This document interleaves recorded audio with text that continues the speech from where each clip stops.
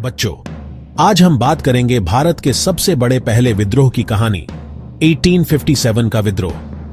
यह सिर्फ एक बगावत नहीं थी, यह था आजादी का पहला संग्राम। 1857 से पहले लोगों में गुस्सा बढ़ चुका था। किसानों से बहुत ज्यादा लगान वसूला जाता था। कारीगर और व्यापारी बर्बाद हो गए क्योंकि अंग्रेजों का माल बाजार में छा गया। राजाओं महाराजाओं की रियासतें डॉक्ट्रिन ऑफ लैप्स से छीन ली जाती थीं। सिपाहियों को कम तनख्वाह मिलती और अंग्रेज उनसे भेदभाव करते। सबसे बड़ी बात, अंग्रेज भारतीय धर्म और परंपराओं में दखल देने लगे। और फिर आई चिंगारी, नई बंदूक एनफील्ड राइफल। उसकी कारतूसों पर अफवाह थी कि उन्हें गाय और सुअर की चर्बी से ग्रीस किया गया है। यह हिंदू और मुसलमान दोनों के लिए अपमानजनक था। मंगल पांडे ने बैरकपुर में विद्रोह शुरू किया। 10 मई 1857 को मेरठ से दिल्ली तक आग फैल गई। दिल्ली में सिपाहियों ने बहादुर शाह जफर को अपना सम्राट घोषित कर दिया।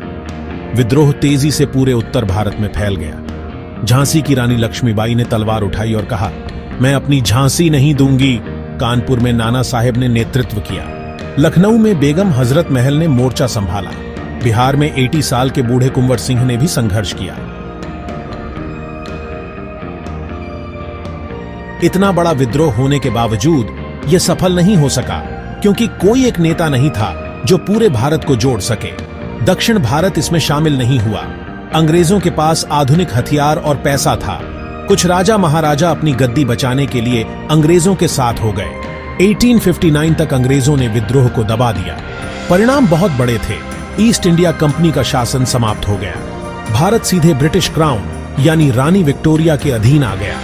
मुगल सल्तनत का अंत हुआ और बहादुर शाह जफर को रंगून भेज दिया गया। सेना का ढांचा बदल दिया गया ताकि ऐसा विद्रोह फिर न हो।